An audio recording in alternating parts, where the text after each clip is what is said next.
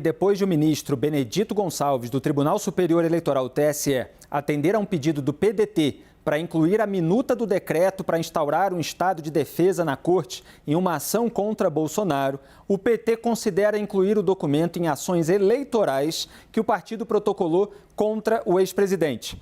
O partido avalia que a inclusão do documento em ações contra Bolsonaro no TSE precisa ser cirúrgica, para que não haja risco de ele ser questionado ou até mesmo anular as ações. Em apuração de Daniela Lima e Thaís Arbex, a percepção é que o TSE dará andamento a essas ações contra Bolsonaro e que podem ser apreciadas ainda esse ano, o que poderia levar à inelegibilidade de até 8 anos para o ex-presidente. Vamos ao debate? Eu começo por você, Cléver. Inclusive, tem uma discussão de que o Benedito Gonçalves parece que ele fica nessa função até novembro, quando entra o Raul Araújo. O Benedito Gonçalves seria mais duro ali contra o Bolsonaro. O Raul Araújo já tem um histórico de posições não tão duras assim, então existe uma pressa dentro do PT para tocar essas ações em frente. Como é que você vê essa perspectiva de responsabilização do Bolsonaro na esfera eleitoral, eventualmente com uma punição de inelegibilidade? Olha, Felipe, é uma questão de timing. Por quê? A Lei Complementar 64/90, conhecida como Lei das Inelegibilidades, também como Lei Ficha Limpa, pode alcançar o ex-presidente Jair Bolsonaro em duas vertentes. Qual é a primeira vertente? Condenação criminal, por crime. Acontece que o ex-presidente da República não tem mais foro de prerrogativa de função, ou seja, ele não é mais julgado no Supremo Tribunal Federal, mas sim no primeiro grau de jurisdição. Vulgo foro privilegiado, para deixar claro. Foro privilegiado. Então, para que ele seja inelegível, é preciso que haja uma condenação por colegiado. E o colegiado aí é o segundo grau, por tribunal, como aconteceu com o ex-presidente Lula. Então, nesse caso, demandaria mais tempo. Isso na ação penal. Agora, na ação eleitoral que você toca, o tempo é outro. Por quê? Porque a ação de investigação judicial eleitoral, conhecida como representação por abuso do poder político ou abuso do poder econômico, ela tem foro direto no TSE. Então, é instância única. Então, basta o pronunciamento do TSE para que incida desde já a inelegibilidade por 8 anos. Então, a estratégia de, eventualmente, quem persiga essa inelegibilidade é muito mais rápida no aspecto eleitoral do que no aspecto penal. Portanto, a ação que está tramitando no Tribunal Superior Eleitoral é a ação que o defensor, o advogado, enfim, quem está cuidando do caso em relação ao ex-presidente Jair Bolsonaro tem que tomar cuidado, porque basta uma decisão judicial que ele já se torna inelegível por 8 anos. Atenção, essa inelegibilidade não é a partir da decisão, é a partir da eleição que deu causa a esse eventual abuso. Ou seja, primeira semana de outubro do ano passado. E aí se começa a contar os 8 anos. Isso que fala a lei eleitoral. E parece que já há 15 ações, né, que já haviam sido pedidas, e aí essas novas iniciativas vão se acoplando às ações já existentes. Diga, Raquel. Felipe, já era pedra cantada desde a campanha de que isso pesaria como uma espada sobre Jair Bolsonaro. As informações que eu tenho é de que o ministro Benedito está correndo, sim, com esse processo, juntou essa publicação do Bolsonaro no Facebook numa ação específica, que é aquela que trata da live dos embaixadores, lembra? Sim, desse episódio, em é. que ele faz uma série de questionamentos ali ao sistema eleitoral, ele junta nessa ação. Essa ação do PT é outra, ela junta uma série de aspectos, inclusive o de abuso de poder econômico, com aquela PEC das bondades toda que o Bolsonaro fez no período pré-eleitoral. O TSE tem muitos elementos para a inelegibilidade do presidente Jair Bolsonaro. Acho que não a gente vai ter que esperar, claro, o posicionamento dos ministros, mas quando a gente conversa com especialistas em direito eleitoral, não é uma tese difícil de ser sustentada, de ser colocada de pé. Se é politicamente o momento certo para fazer isso, não sei. vai inflamar o país, certamente, porque a gente está com um país dividido. Agora, que tem muitos elementos de abuso de poder econômico, de questionamento do sistema eleitoral, de abuso de poder político. O que ele fez durante a campanha, em diversos momentos, é altamente questionável, e o que foi continuamente sendo feito é altamente questionável. Então, assim, você tem ações robustas ali para serem discutidas dentro do TSE, e eles estão correndo com isso, sim. E quando chega um episódio mais grave, como do dia 8 de janeiro, você constrói ali toda uma argumentação de que há uma escalada, e isso vai pesando cada vez mais contra ele. É uma resposta muito mais fácil dos tribunais darem do que eventualmente prender o ex-presidente Jair Bolsonaro. Para você acusá-lo criminalmente, você tem muito menos hoje provas ou atitudes concretas. Para a inelegibilidade, você já tem um caldo muito mais forte de elementos muito mais concretos para colocar essa tese jurídica de pé. Porque, afinal, é um político que não está aceitando o resultado eleitoral, né? E aí você tem vários episódios que manifestam isso de maneiras mais graves. Eu estou resgatando aqui a postagem que ele fez no Facebook e que foi depois dos atos golpistas de 8 de janeiro. Portanto, num momento sensível, razão pela qual ele acabou sendo muito criticado. E dizia lá... Só apontando, essa postagem que ele faz depois, ela cai exatamente no caso do deputado Franceschini. O deputado Franceschini faz, a 20 minutos do fim do pleito, um questionamento do sistema eleitoral, e ali o TSE decidiu que, mesmo isso sendo feito depois das eleições, sem efeito para influenciar a eleição, isso seria considerado passível de inelegibilidade. Então, Bolsonaro cai exatamente nesse mesmo precedente com essa postagem no Facebook. Aberto por um aliado dele. Então, a postagem, a frase que estampava ali a imagem era: Lula não foi eleito pelo povo, ele foi escolhido e eleito pelo STF e TSE. E ele ainda compartilhou isso de uma seguidora que colocou em cima: não foi mesmo. Isso ficou 3 horas no ar, depois ele tirou, e aí houve uma iniciativa de integrantes do Ministério Público Federal para pressionar o Procurador-Geral da República, Augusto Aras, a incluir Jair Bolsonaro no pedido de investigação feito ao Supremo Tribunal Federal, o que acabou sendo feito pela Procuradoria-Geral da República. Marta, eu pergunto objetiva e diretamente: Jair Bolsonaro merece ser declarado inelegível na sua avaliação? Merecer é evidente que merece, tem provas robustas, mas é adequado nesse momento?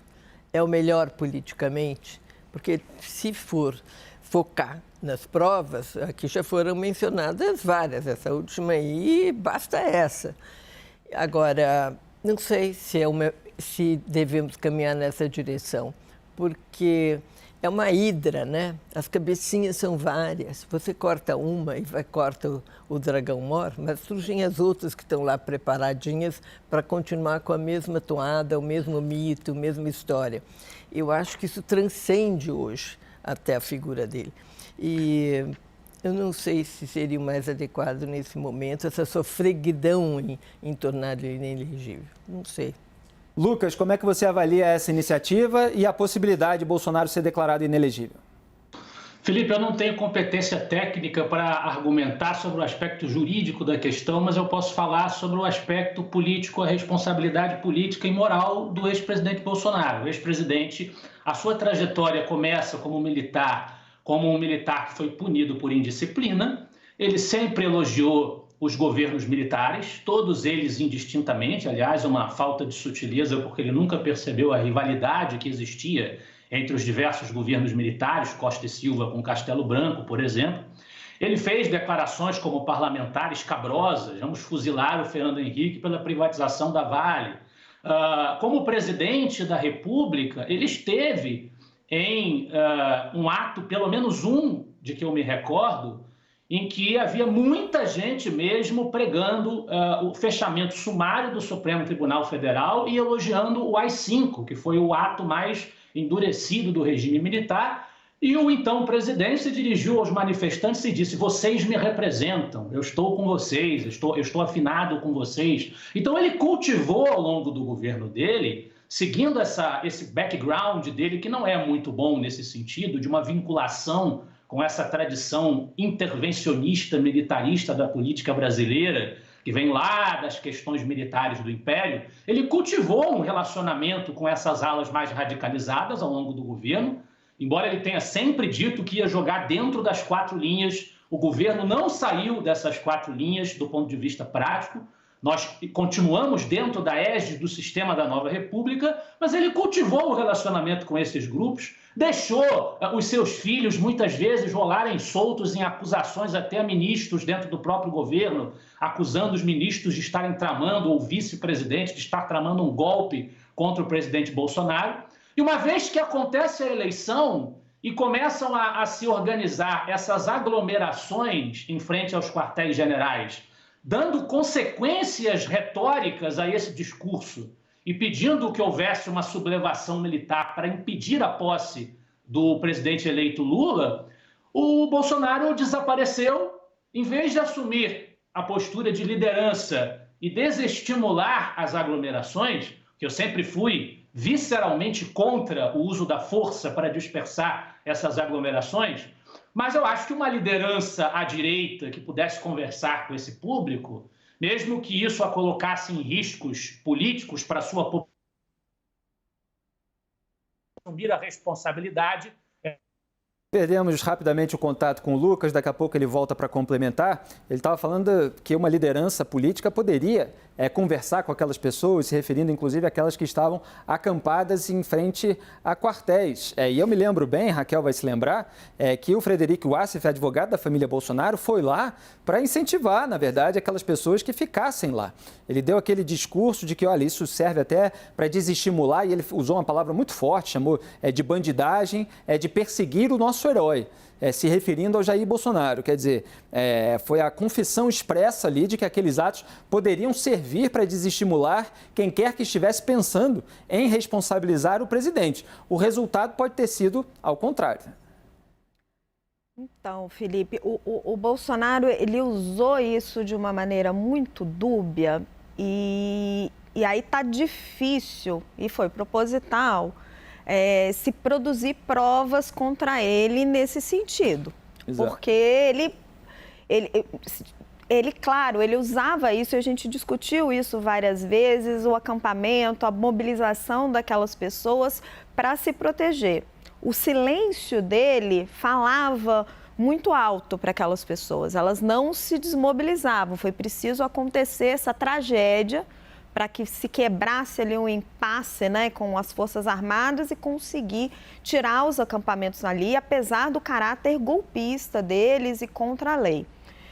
Só que como o Bolsonaro também não produziu provas contra ele ali, então tá se levantando muito isso, a imprensa tem feito esse trabalho de juntar as declarações que o Bolsonaro deu e as declarações dos manifestantes para ir fazendo esse link, mas vai ser um trabalho árduo ali dos investigadores para fechar esse fio, né?